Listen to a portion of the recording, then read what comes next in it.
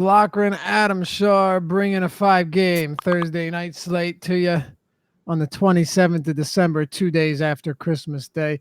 Adam, I'm having a lot of trouble keeping up with the days. I keep thinking it's Tuesday, or it's Wednesday or it's Monday. I don't know, man. It's tough. Yeah, I've had no idea what day it is all week. Having, what was it, Monday with no basketball just completely threw me off. Yes, that is absolutely true. And no, it is Adam and myself every time on the deeper dive. For those of you that are with us most of the time, you know that. Glad to have you with us. 5 games again. We got a decent amount to talk about. We got an hour to do so. Live before lock coming up after us, taking you till 8 p.m. lock. But a later start today because later tip off, 8 p.m.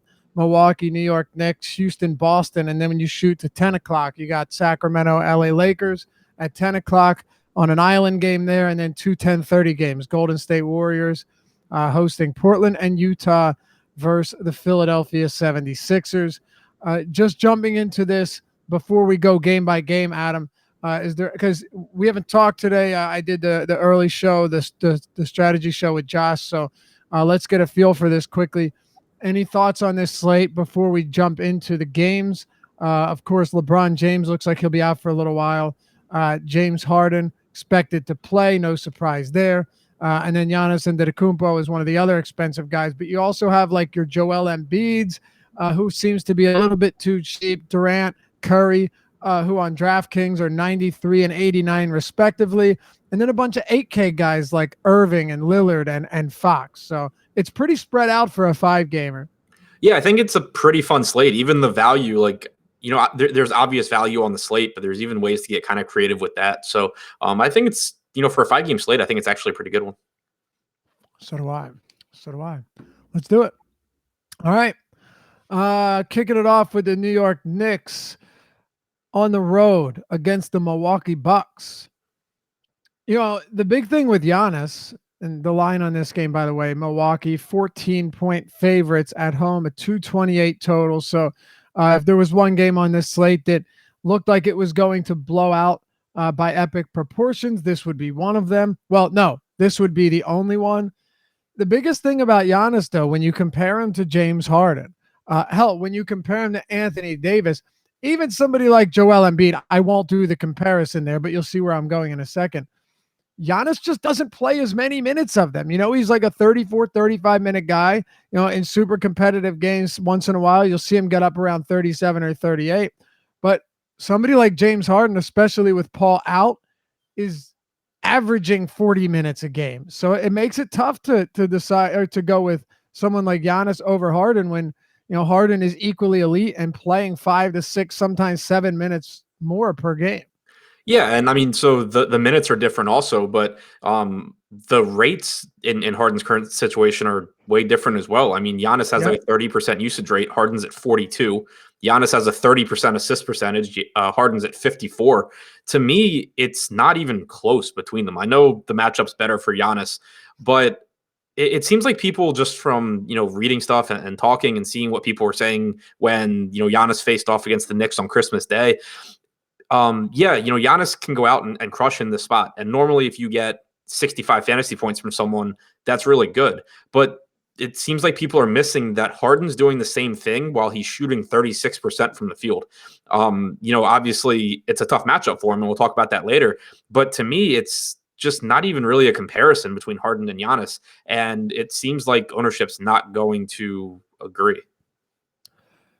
Yeah. You're right. You factor the minutes in, which Harden is seeing more than basically anybody right now. And then also factor in James Harden, as you mentioned, the rates. It's not like these are some pretty good rates. It's not even like Kevin Durant without Stephen Curry rates. These are like epic proportion rates, right? These are close to Anthony Davis without everyone, like we saw the other week before he got hurt mid-game, still finishes with almost 60 fantasy points in 29 minutes. That's the exact comparison I made in the deep dive today. Did you? Yeah, you're right. What else is there to compare it to? Right. I said any single slate that James Harden is on without Chris Paul, he will be the highest floor and the highest ceiling, regardless of matchup, unless Anthony Davis is playing without those two. Yeah, perfect. Yeah, exactly. 42% usage rate this season. 600 minutes too. It's not like we don't have a sample. 54% assist rate. Hell, he even has a 10% rebounding rate, 1.75 fantasy points per minute. You're not going to find that anywhere else. Right, like comparing it to Giannis. Giannis is averaging 1.6 DraftKings points per minute this year. That's obviously really good. James Harden, in the 3 games, if we include the one that Paul got hurt in 12 minutes, in those 3 games, he's averaging 1.6 DraftKings points per minute while shooting 36% from the field. So he's not making his shots, and he's still averaging the same per minute production as Giannis, and he's going to play 6-7 more minutes. Right. That's what makes it tough to go to Giannis. Now, we always make this caveat that it's still Giannis Antetokounmpo. He's still one of the most talented players on planet Earth. He can still, go off for 70 fantasy points in 3 quarters. It's doable. We've seen him do it.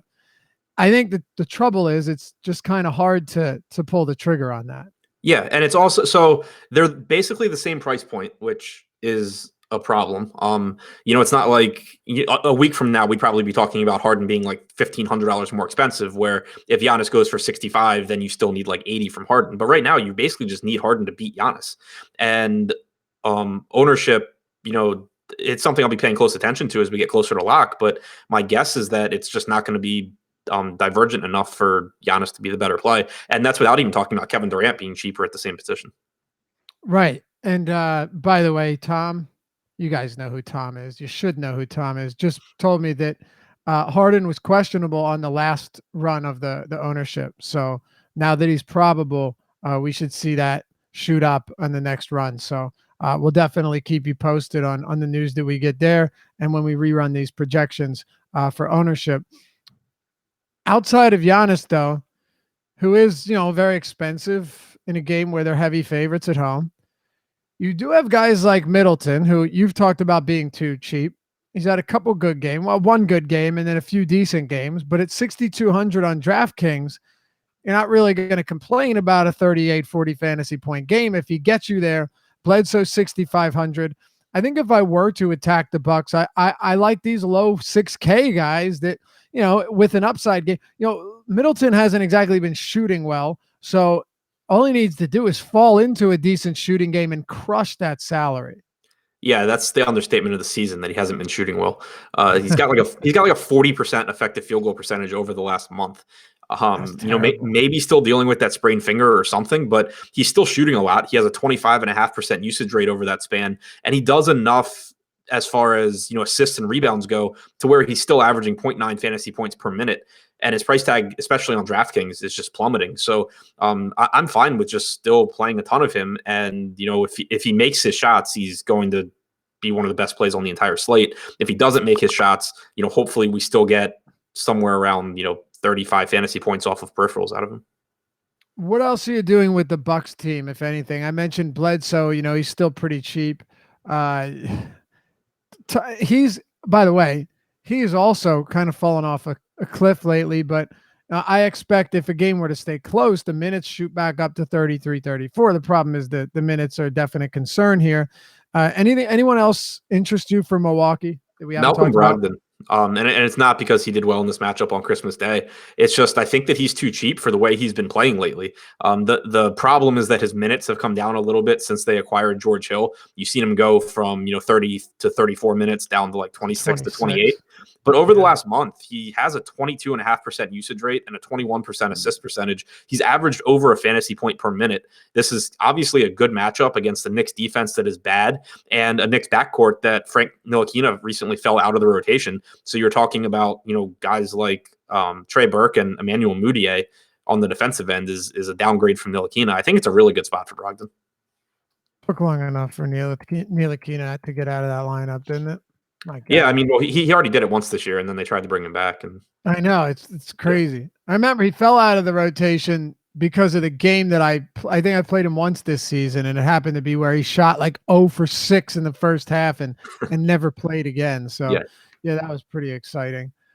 You talk about Brogdon's usage being up. No question, it's up. Giannis, since the start of December, his usage is at 30%.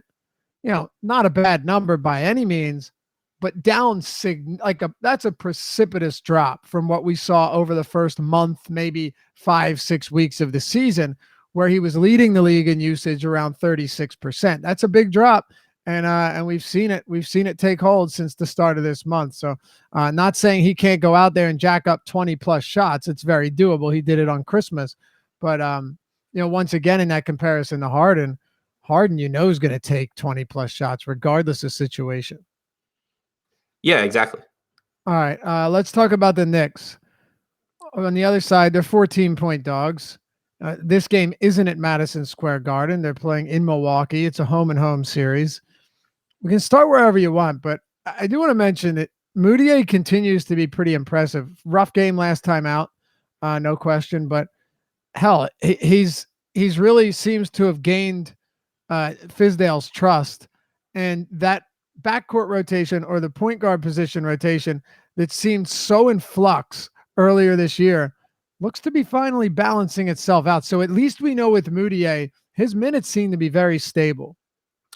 Yeah, I think that's about the only thing we know with the Knicks right now. This, Yep. really Cantor's minutes are through the floor. We don't know what's going. Yeah, absolutely. Yeah. I mean, that's really the news we're waiting on in the slate. Tim Hardaway missed shoot around. He's questionable. And then we have the news come out that Kornet potentially starts. And then we have a tweet from Enes Kanter of an emoji of him slapping himself in the forehead. So I'm guessing that Kornet starts over Kanter. There's a lot of moving pieces here with the Knicks.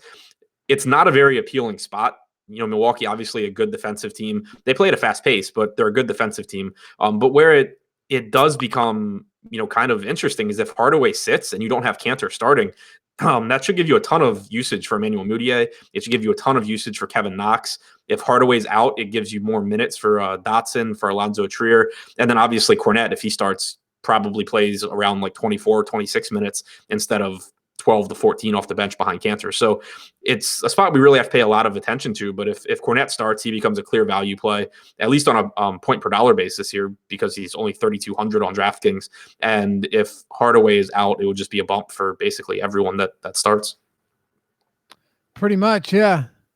Where do you stand on Moutier, though? We talk about knowing his rotation, knowing where he stands in the rotation, but are you interested in Moutier? Not really. If I am, I would want to be running it back with guys from Milwaukee because, obviously if he plays well, there's a better chance the game is close. But the problem here and the difference between this game and the Christmas Day game, obviously both were 5-game slate. It was the same matchup. But with LeBron being out, it gives you guys in the same price range as the Knicks that I think are just clearly better plays, whether, it's Lonzo Ball versus Moutier, whether it's, Brandon Ingram versus Noah Vonleh or Kuzma versus Vonleh. It's just really tough for me to prioritize anything here from the Knicks. Yeah, me too. It's not easy. And another thing is none of their price points are none of them are wildly underpriced. If they were, right, I think we could make a lot more arguments for it. And even with Kanter, I mentioned this on the strategy show today. Kanter is 5,800. Normally that's really cheap. And you say, oh, that's great. How many other centers are underpriced though? I could rattle off 5 of them where I'm like, well, from a point per dollar standpoint, they're in really good spots, and I expect them to play 30 or more minutes tonight and not maybe 21 minutes. Right, and they're not facing a team that is just like the absolute worst possible matchup for them as far as staying on the floor. Yep, pretty much.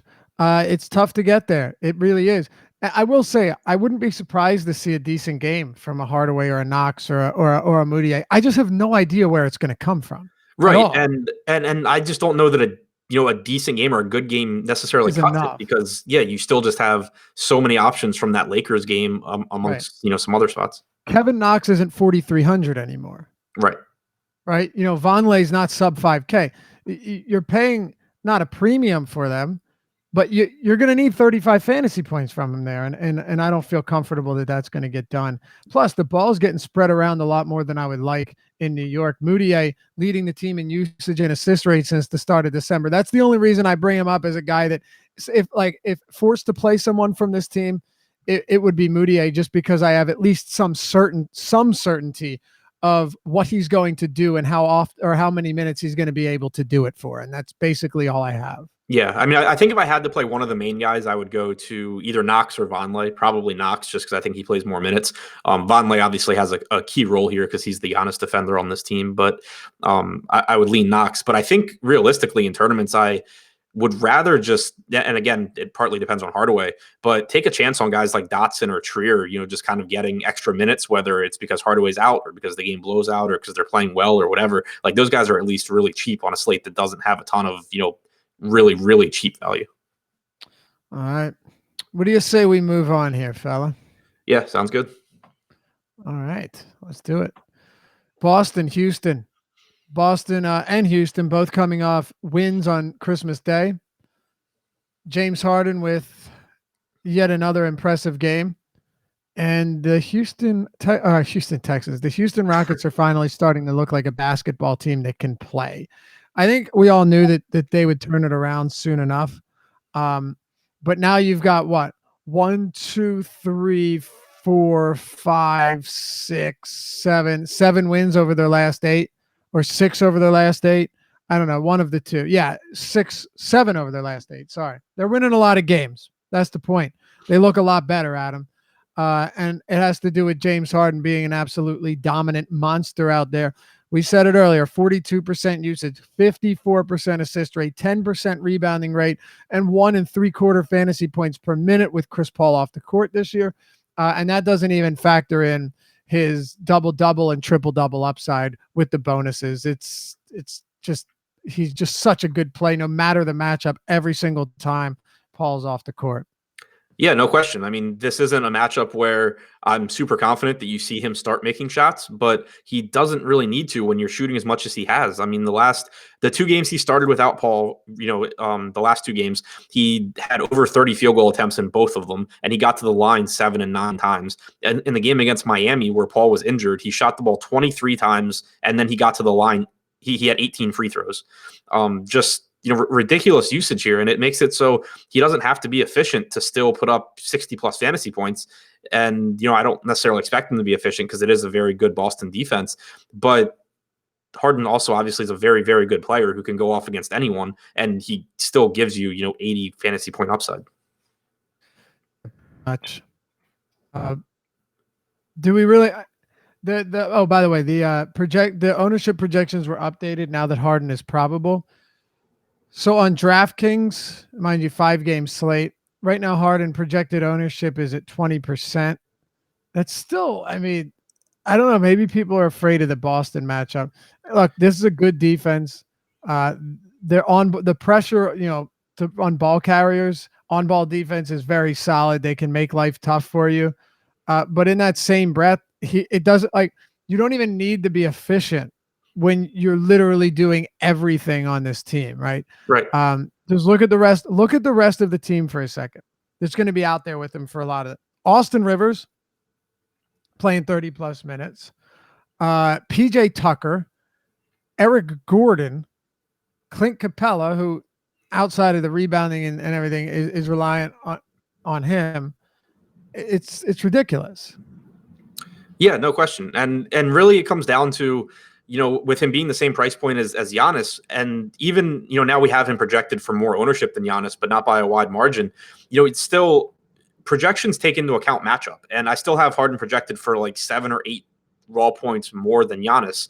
If you just take the names away from it and you talk about 2 guys that are basically the same price tag, and one's projected for 7 or 8 points more at similar ownership, like, how does it make any sense not to play the one projected for more points? Yeah, exactly. We had someone in chat say, I don't care how good the Celtics are, they're not stopping Harden. Who else is going to shoot? Yeah, pretty much. Like, yeah, you sometimes bare bones analysis makes the most sense.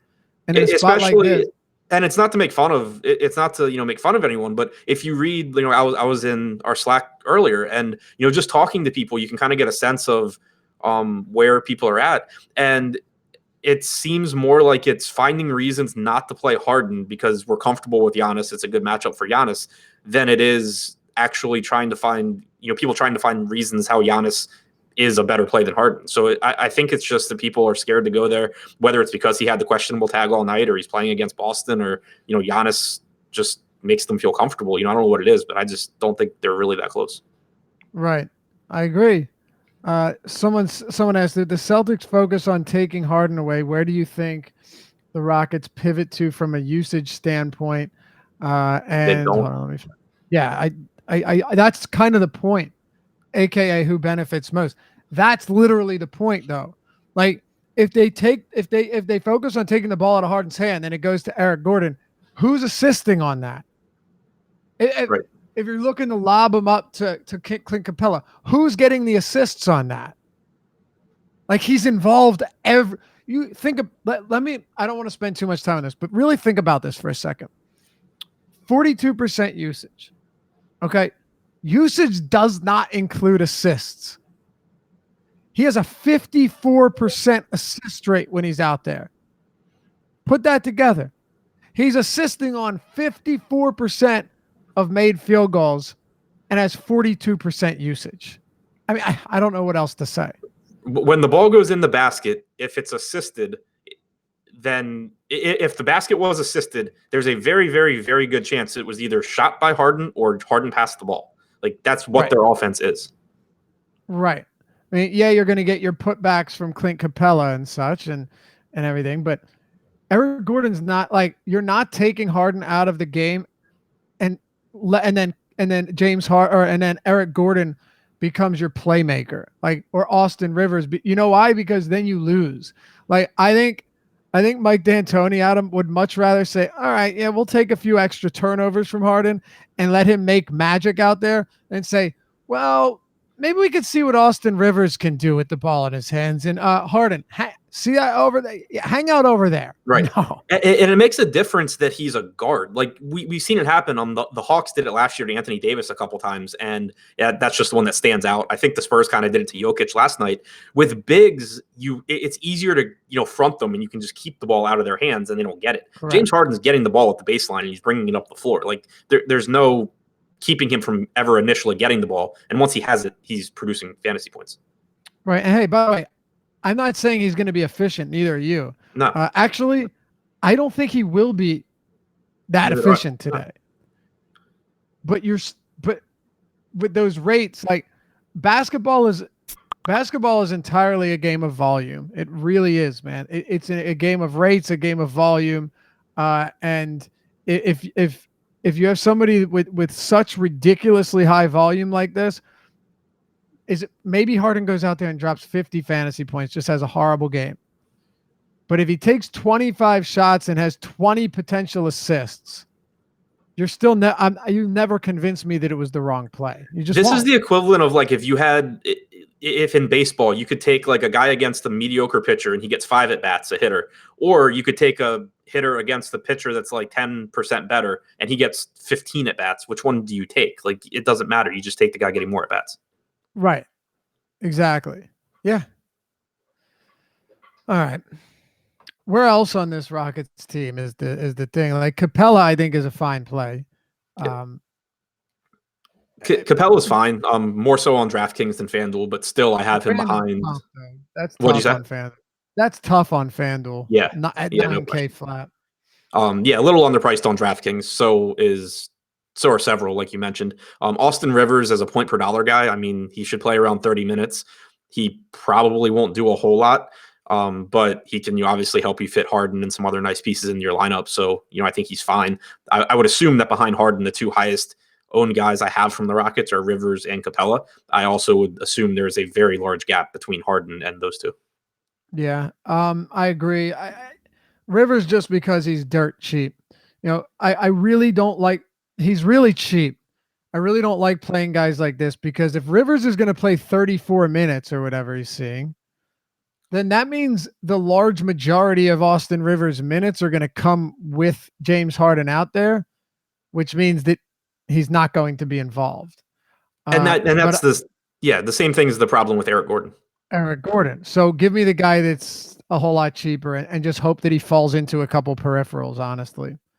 Right. Gordon's going to shoot more, but I'll take hopefully 10 field goal attempts from Rivers and 33 minutes at 3,400 over, 16 from Gordon, 37 minutes and 5,800. I know that sounds crazy because he's playing better lately, but that's a massive disparity in price point. And Eric Gordon at 5,800, it's really, I still think it's tough for him to get there, even though he's had 30 plus and 3 straight 30 plus fantasy points. It's still tough for him to get there, man. Well, On a especially on a on this slate, routine like you're basis. comparing him to Ingram and to Ball, and Right. yeah, Exactly. I don't see it. And I really don't even like Rivers, but he's cheap enough to where he'll probably end up in some lineups just so I can work in some other guys that I like. yeah. He's nothing but a filler I at will say all. that with him as like the highest projected ownership guy out of the mid 3K guys on DraftKings, I have no issue just playing some other bad mid 3K guys if I need them because Austin Rivers isn't good and playing a like popular Austin Rivers is a nightmare. Yeah, I really don't want to play him. I mean, look, the guy could easily play 35 minutes or 33 minutes and have 12, 15 fantasy points. Like, that could, I mean, I'm serious. It's very possible that that happens. You're playing with James Harden for that long stretches. PJ Tucker's a guy that I think I only play on short slates this year. I don't know if this slate's short enough, but you're locking in 37, 38, 39 minutes. And he's still pretty cheap. So just your daily reminder that PJ Tucker plays a whole lot of minutes, isn't very good, but is out there for nearly the entirety of the game. All Yep. right. On the other side, Adam, you got the Boston Celtics. Kyrie Irving, $8,400 on DraftKings, 93 on FanDuel. What do you make of KI here up against Houston and likely going to see a bunch of Austin Rivers defense? He's too cheap for his upside. I don't think that's debatable. It's just that I still have him coming in behind guys because of how deep the point guard position is. Obviously we've mentioned Lonzo a couple of times, but on top of that, you have De'Aaron Fox at a similar price point. You have on DraftKings Ben Simmons at a similar price point. Dame Lillard and Curry are both less than 9K on DraftKings. It's just really tough for me to prioritize Kyrie here. And if I do play him, I definitely want James Harden in those lineups, I think. Yeah, so would I. Dude, Irving just does. He does have really solid upside. I mean, Yeah, no question. at this price, at 8,400, could he go 60 plus? Absolutely. But I agree with you. Yeah, having him and Harden paired in the same lineup is nice. Problem is, we get to this next game, which we will in just a moment, and then you realize why it's kind of like, yeah, he's okay. I don't mind it because you have a game with a point total of what is it at 229, 230, and you just expect to see a ton of scoring here, and a bunch of guys that are way underpriced because LeBron James is out. It opens everything up and it makes it tough to prioritize players. But if I were looking to anyone on Boston, Kyrie Irving at 84 on DraftKings would clearly be my preferred play here. What about you? Yeah, I mean that's where I'm at as well. And you also kind of run into the same issue with minutes that we talked about with Giannis, not to that extent, but more often than not in games that don't go to overtime, you get like 34 minutes from Kyrie, whereas we're seeing Curry and Lillard probably play like 38 minutes against each other.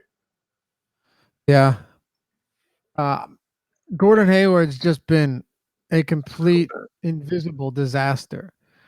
And I really just don't even have interest in going there right now. I'm not even kidding. I'd rather play PJ Tucker at a $200 discount than Hayward. Like, you think I'm joking? I'm not. That's how bad he's been. Yeah, I mean it's kind of just an unappealing spot overall for Boston. It's actually a huge pace down game. Houston's 28th in pace over the last month, and yeah, they're kind of all correctly priced. Where there's a bunch of mid range guys that are underpriced on the slate. Hayward's a bit overpriced. Yeah, I mean, I was Okay. actually scared that I was going to get a bunch of him because I have been lately, and it's just been costing me so much money. But not getting there today, and it's making me really, really happy. This is where he goes for 50. Oh Lock yeah, it up. yep, Right? Like he has to. yeah. I've talked shit on him all day, actually since Christmas. But can you blame me? Like, did you watch any of the Sixers Celtics games on Christmas? I think I saw like a few minutes of it, but for the most part, All I right. wasn't allowed near the TV. So I watched all of that game. I watched all of the OKC Houston game, all the Warriors game. I had no interest in watching Portland, Utah, or Milwaukee and New York. Like, that's where you get the family time in because those games were atrocious. But watching this game, Gordon Hayward played 28 minutes. Adam, if you went back and watched this game, you would not know that he was on the court at all. That is what I mean by invisible. He not only was he not making an impact, on the boards or as a scorer or a facilitator, but his name wasn't even mentioned once. He basically turned in to PJ Tucker, and even PJ Tucker gets credit for his defensive acumen. It was bad. Yeah, I mean, and Tucker this at isn't least just one game. Right, Tucker grabbed some rebounds, but no, I mean, I think I had like 20% of Hayward on Christmas at like 5K, and I just kept looking at lineups, like expecting him to start scoring. Right. If you weren't watching that game, you'd be like, okay, he's not in the game. He hasn't played. Yeah, I thought maybe he'd gotten in foul trouble or injured or something, but he didn't. Nope. Amart says Laffy stalling because he got to talk Lonzo. Listen, man, I'm straight with you. If I think someone's a good play, it doesn't mean I have to like them as an actual player. I will play them. But with Boston, Adam, I just can't get into anybody here. I really don't. Other than Irving, I'm like Horford's cheap. Played 30 minutes last game. Actually played the 25 minutes that Brad Stevens said he would play, but then he played all 5 minutes in overtime. So 25 in regulation. But even so, even with that discount, how do you get there with all these other centers? Yeah, I have no idea. To me, if you are insisting on playing guys from this game other than, the one like other than Harden, it's kind of appealing on a 5-game slate as a game stack, just because there's certainly a chance it's a competitive game and you know where the production's coming from both teams. And if you get an overtime or 2 overtimes, you're in really good shape because it'll be low owned because there's just not a lot of good plays here. But outside of that, it's James Harden, some Kyrie, and just keep moving. Yep. Tim Hardaway is out, by the way. Great. Which just makes this game feel like even more of a sloppy disgrace. Al Horford will play between 25 and 30 minutes, which takes him entirely out of the picture. Quickly, before we get to actually good basketball games, well, good fantasy games, what do you make of the Hardaway news? More minutes for Trier, more minutes for Dotson, minutes for some combination of Lee, Hizonia, Ntilikina, Burke. Dotson and Trier would be the ones that I'm most interested in. And then Kevin Knox should get an uptick in usage, as should Moutier. But also keep in mind that while you're going to see more shots from these guys, you should see less efficiency against an already good Bucks defense. Now you don't have Tim Hardaway, scoring or rebounding or doing anything to help you. So still the expensive guys don't become, the mid-range guys don't become that much better for me, but it does make Dotson and Trier nice value plays. All right. And let's Cornet. talk about anyone else on Houston, Boston that we haven't talked about? No. I don't think let's so. talk Sacramento. What's that? I said I don't think so. Let's talk about Sacramento and the Lakers. You've got the highest total on the slate. Should come as no surprise to anybody. Sitting at 230 points. Kings 4.5-point home favorites here. Where's Ring Rim at, dude? Where's Ring Rim at? you woo LeBron over there, and then boom, there goes LeBron, and you're 4.5-point dogs to the Kings. Oh man, really thought Lonzo would move the needle there for you, guy. Anyway, he's in play. There's no question. He's going to be super high owned. We'll start with the Lakers side of the ball because of this LeBron news. The thing though is, and I just want to pose this question for you, and I'm just talking about this year alone. It hasn't been a lot of minutes, so it's tough to actually get a decent sample from it. Lonzo, his rates, his numbers, his production per minute production with and without LeBron and Rondo this year really aren't that much different.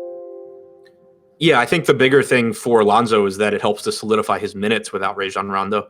It's a huge deal. You could almost argue that Rondo makes more of a difference than LeBron does. Not even. Yeah, when LeBron was out, I was kind of nervous because I love Lonzo. I think we all know that. But I was still nervous because it was, okay, what do I do with a really popular Lonzo who doesn't actually project really any better and could still just lose minutes to Rajon?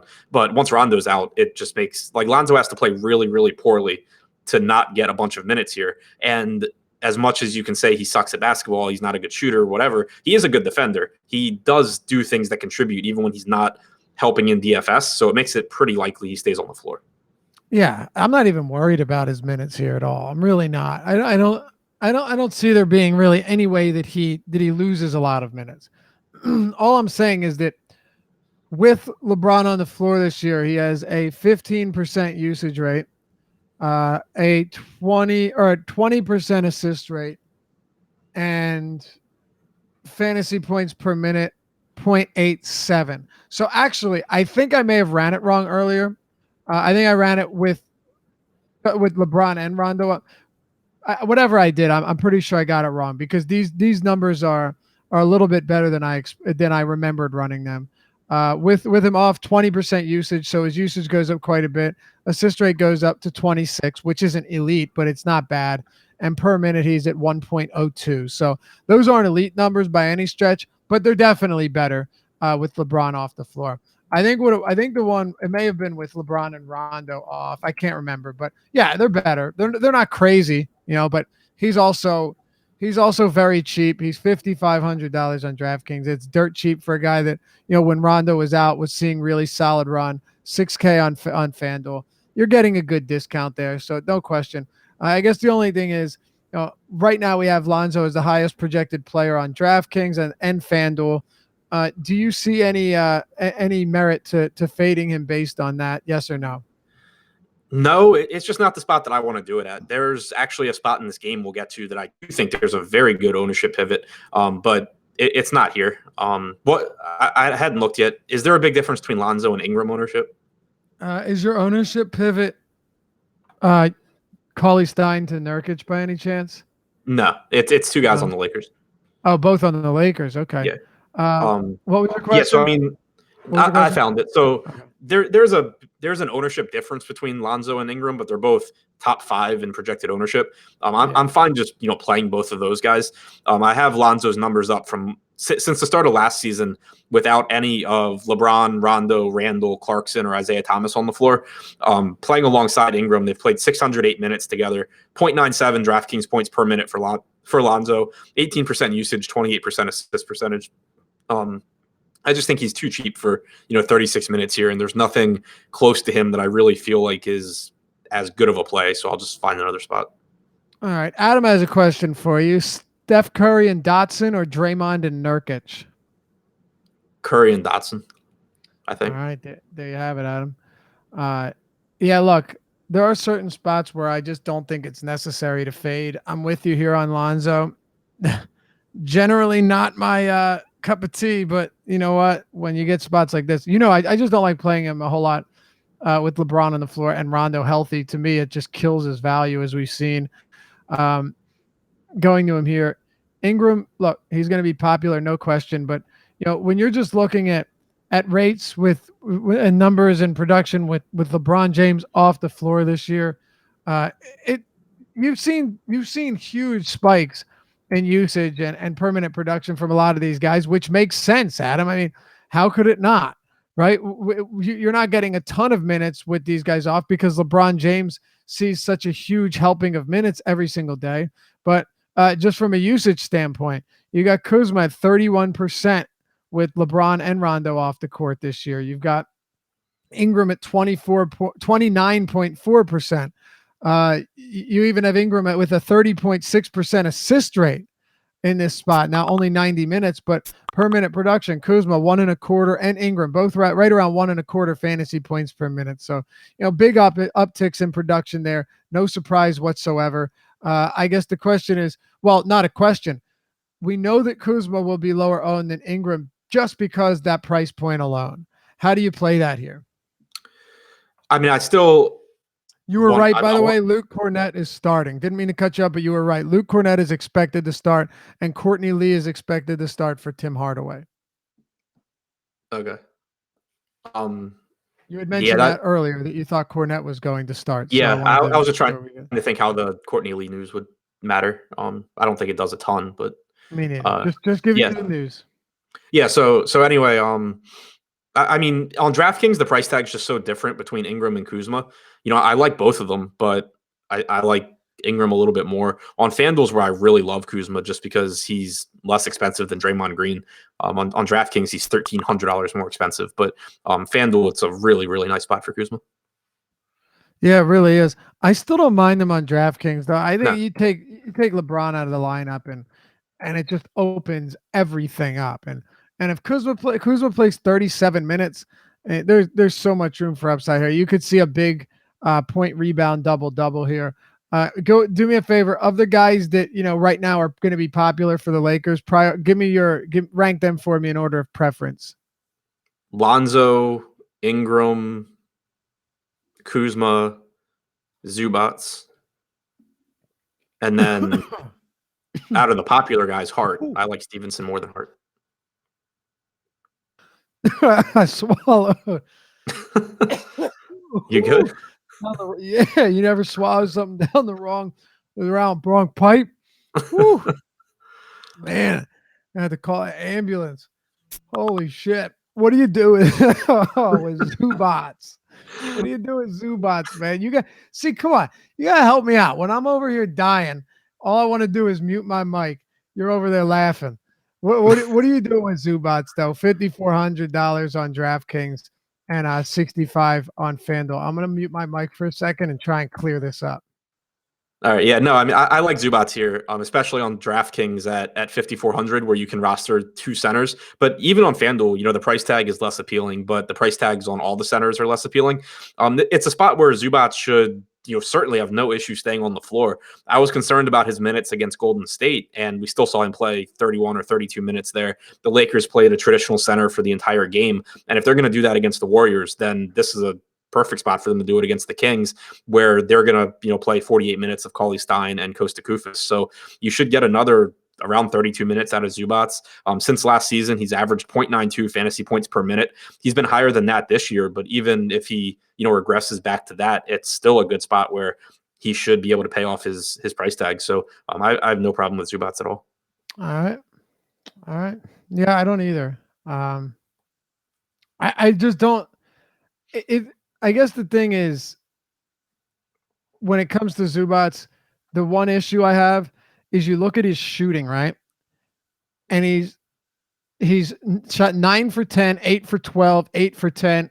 Phenomenal shooting. I actually worry that LeBron and Rondo being out of the rotation could hurt him from an efficiency standpoint because he's not a high volume shooter. But that's but you still have good passers out there, and LeBron being out, I think, also could lead to more rebounds for Zubats. It's possible. I just mean the attention that someone like LeBron draws away from the paint. Yeah. But let's talk about Sacramento here. I really hang on. I wanted to talk about Hart and Stevenson. Go, please. Okay. So I'm expecting Hart to have a lot of ownership because he's starting and he's cheap. He's 3,700 on FanDuel, 43 on DraftKings. I think he's fine. Like, play him in cash games. He obviously has a floor. He probably plays like 34 minutes. But terrible. Since last season, if you take all those guys off the floor that aren't playing tonight, he still averages like 0.73 fantasy points per minute. His rebounding's down this year because they have a real center that wants to rebound. They don't have Brook Lopez boxing out the opposing center and letting Josh Hart grab boards. So it's just not a really high upside spot for him unless everything goes right.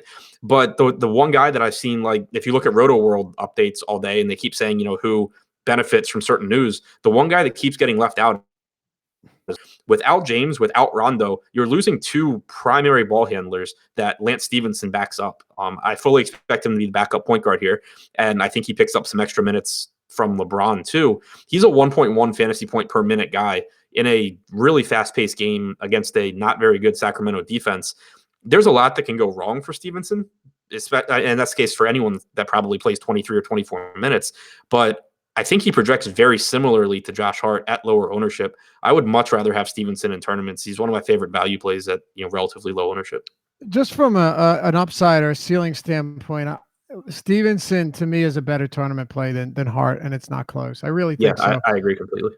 Plus, if Stevenson gets hot, I have no doubt that he's going to get at least 25 minutes here, and he's the type of guy that when he's running right, can put big numbers up in multiple categories. So with Hart, you're getting more minutes on FanDuel. Obviously, he is very, very cheap. He's $3,700. Like, I'm not telling you not to play him. It's just, I think the big thing for me is, yes, LeBron's out of the lineup, but you still have guys in Ingram and Kuzma that can soak up a lot of shots, right? Like, you have guys, even Lance, in terms of, you mentioned ball handling duties. There's still plenty of guys that can soak this work up. It's not going to get spread around equally. So that's why Josh Hart to me is still a little bit concerning.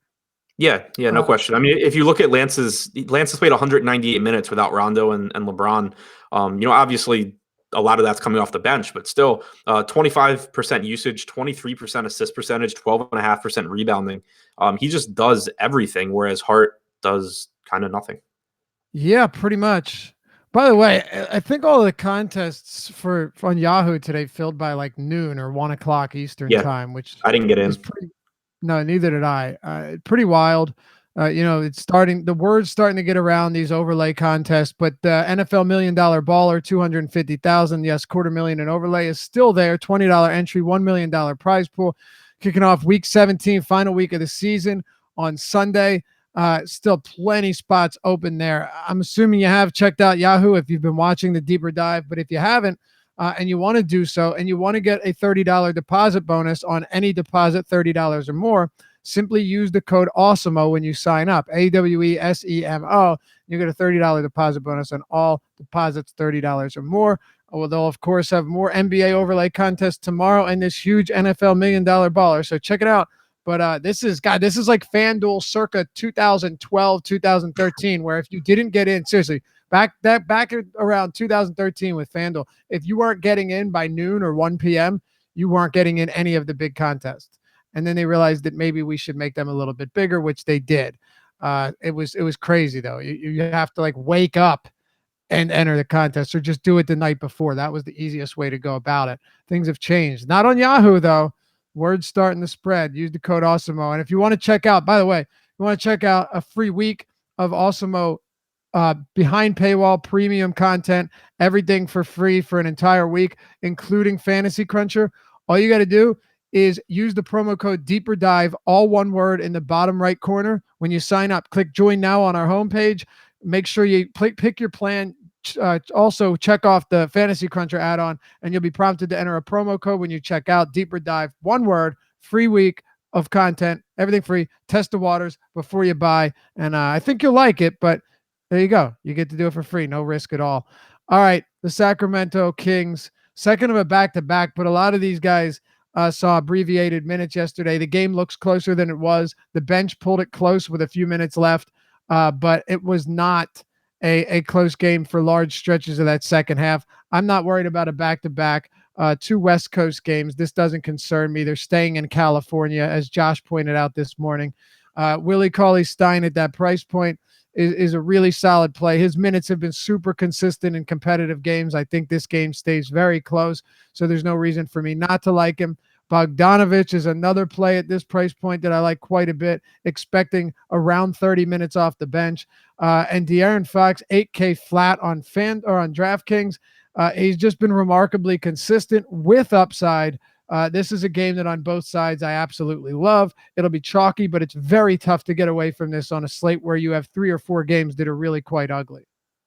Yeah, right there with you. Obviously it correlates well because it's really hard not to have a bunch of Lakers in lineups, and it just naturally gives you a game stack. Not that that would be contrarian or anything, but it still gives you a really high ceiling. I'm with you. I love Cauley-Stein. I think he's very, very affordably priced on both sites.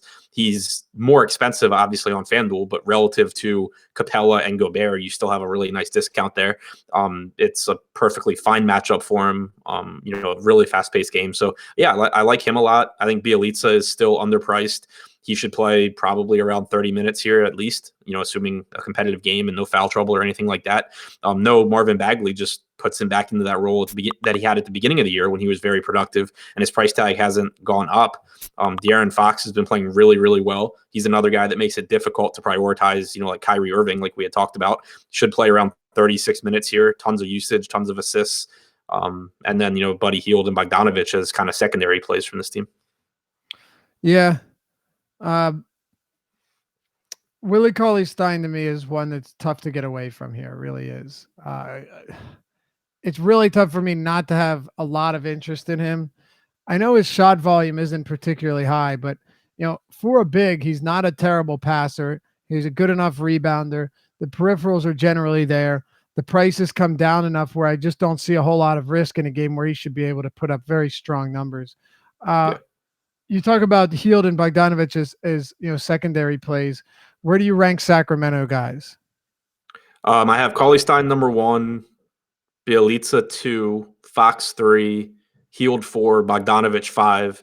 And then I did forget to mention it's everything we said about Austin Rivers can be applied to Iman Shumpert as well, except for I think Rivers has a ton more ownership and they project very similarly. So I would just rather have Shumpert. All right. In a higher scoring game, faster pace game, two top 5 pace teams. I like it. All right. 2 to go here. Not going to take too long though. We obviously have a couple games let's just jump right into it. Golden State and Portland. The Warriors are 9-point favorites here. You have a 227 total. I expect this game to stay close. I'm not even remotely worried about a blowout here. We have to start though with Draymond Green. He's getting very high projected ownership right now on DraftKings, 6,100. We right now have him as the second highest projected player on Awesomo's ownership projections. And then on FanDuel, we have him as the 5th highest priced or owned at 7,100. He's shooting really poorly, but Draymond Green still has so much upside as a defensive player, as a rebounder, as a facilitator. I get that he hasn't been great, but this is still a very hard price point, especially at 61 on DraftKings. This is very difficult to get away from. And I said it earlier today. I don't know what it is, okay? I don't know why. But in his last 20 games against Portland, he just demolishes them. He has 40+ fantasy points in 1, 2, 3, 4, 5, 6, 7, 8, 9, 10, 11, 12, 13, 14, 15, 16, 17, 18 of his last 20 against them. Not bad. He's got 1, 2, 3, 4, 5 above 60, 8 above 50. I don't know what it is, but these are ridiculous numbers from Dre against Portland. If it makes you feel a little bit better and you're on the fence, well, maybe that helps. I'm not really taking it into consideration too much. I just thought it was odd and worth mentioning, but the price is just very low for a guy that we know has triple-double upside even when he's not playing too well. Yeah, I completely agree. And he's someone who I pay a ton of attention to the price tag just because normally with him being, obviously the 4th scoring option on that team, once he starts to get up to that 8K range, it's tough for him to actually make you wish you had him if you don't. But at 6,100, he can end your night, pretty quickly. And, people have been talking about how poorly he's playing. But if you look at per minute production, it's not really true. Since coming back from his injury over his last, 8 games, he's averaged 0.95 DraftKings points per minute, or 0.94 for the season. He's averaged 0.95 since the start of last season. He's averaged 1.03. So yeah, he's been a little bit worse this year, but it's not groundbreaking stuff where he's a totally different player. There's just no reason for me not to want to play Draymond Green. Yeah, it's too cheap for me. Ricky says, I don't hate Green, but I do think I do like Vonleh more with the news of no Hardaway. Expect him to see more opportunities. Yeah, I don't see it that way personally. I think it's I think it's fair. I think Green has a higher floor than Vonleh. I don't think that's debatable. I think that if you wanted to pivot, Green has a higher ceiling than Vonleh too. So that's for me. I think they're close. Vonleh without. Yeah, I don't. Granted, he's not playing center as much, but yeah. I don't know. I think Vonleh is very similar to Green as far as rebounding, assists, and some scoring. All right, Ricky. Well, you got Adam on your side. I'm going against this one. I'll take the game that I expect to stay closer. Just there's a lot more that I like about this game. So, I'm playing more Green. Don't get me wrong. I'm just saying, I think that's a very reasonable pivot is what you're saying. Fair enough. Yeah, Ricky's a sharp guy. He's in chat every day. Durant and Steph. What do you got?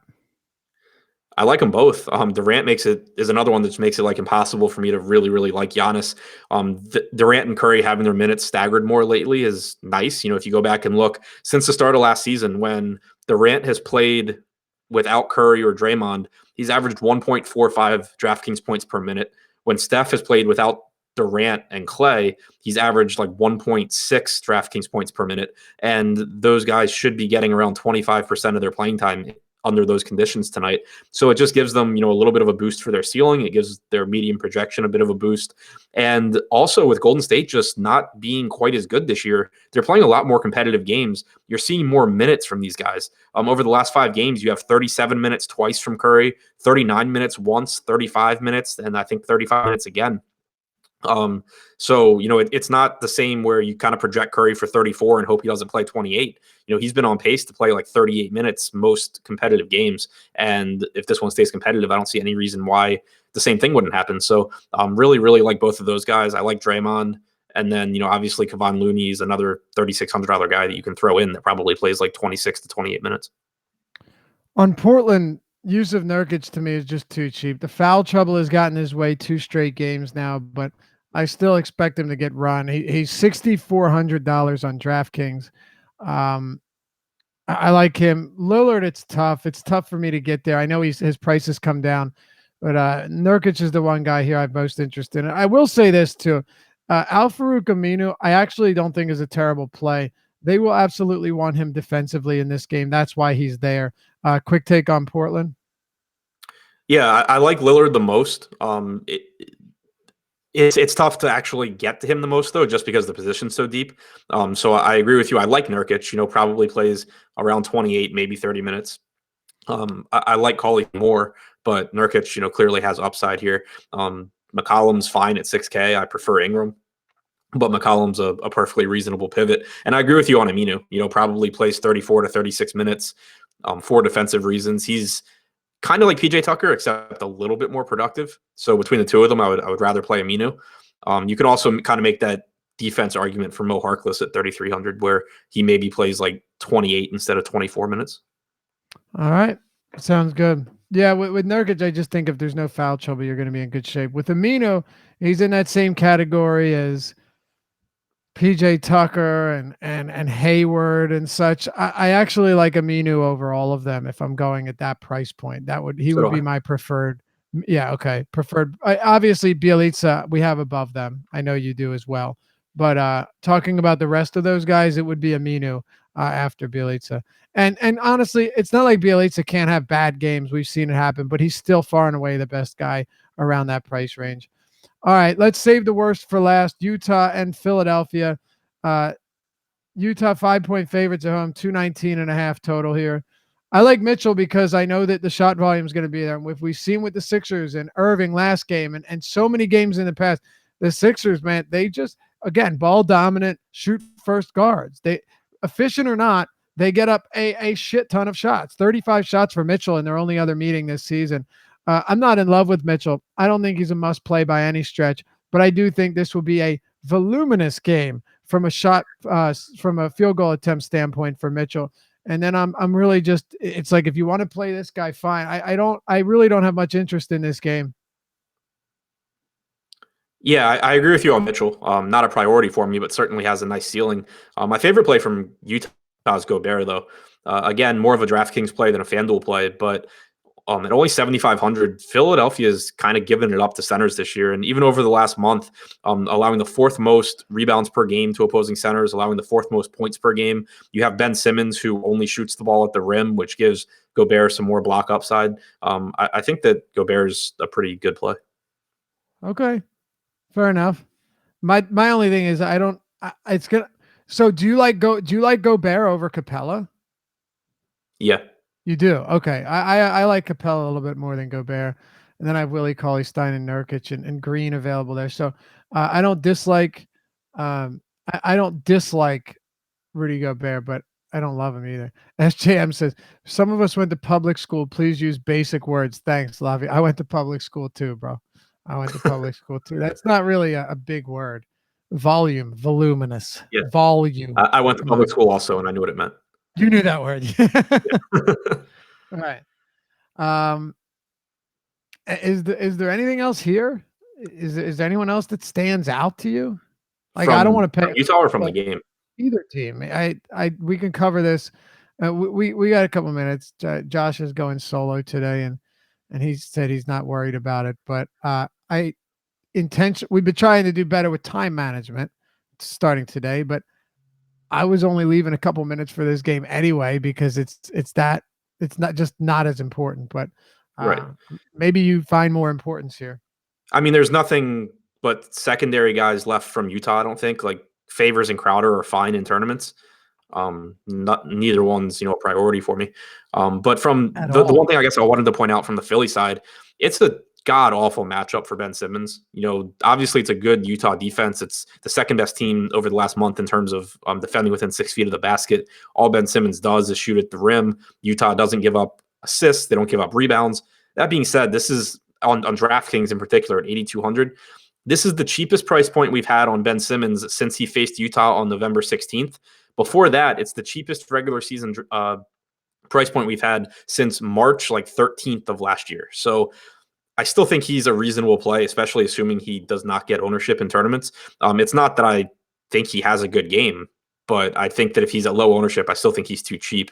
And especially where he's point guard and small forward eligible, I have some interest. All right.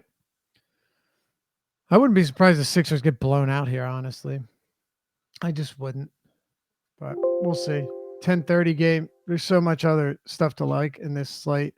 Look, it's not, by the way, a 220 total in this game, or 219.5, really is not that bad for this game, for a Jazz Sixers game.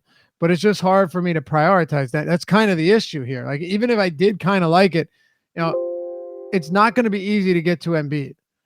It's not going to be easy to get to Simmons. And as you mentioned, it's not a good spot for him at all. At all. Right. And plus, he'll probably see some Jay Crowder even when he's not at the rim. And Crowder's a very respectable defender. Like Jimmy Butler, 7,200 on DraftKings. Okay, not bad. 8K on FanDuel. It doesn't seem like there's much sense in making an effort to get to these guys. And that's kind of the point I'm making here. Yeah, and also, so right now we have Lillard at 8,300 projected for the same ownership as Simmons at 82. I'll take Lillard. But if, like in that last ownership update, if suddenly Lillard is, twice as owned or 2.5 times Simmons, that's where I start being pretty interested in Ben Simmons. All right. Marty Mars says Simmons will go off. Watch, part of my core. Just because he's part of your core, or because you have a reason for that, or just because he's part of your core? That'll be interesting. I want to start going through shows like that. Just like, yeah, he's in my core. He's the nuts. Right. Locked into my lineup. He's exploding today. Anyway, give us a thumbs up if you enjoy the show. Appreciate the content. We appreciate you. Hit that thumbs up button, subscribe, and hit the notification bell so you always know when the videos are when the live streams are starting. Well, guess what? Live Before Lock is starting right now. Josh Engelman taking you up till 8 p.m.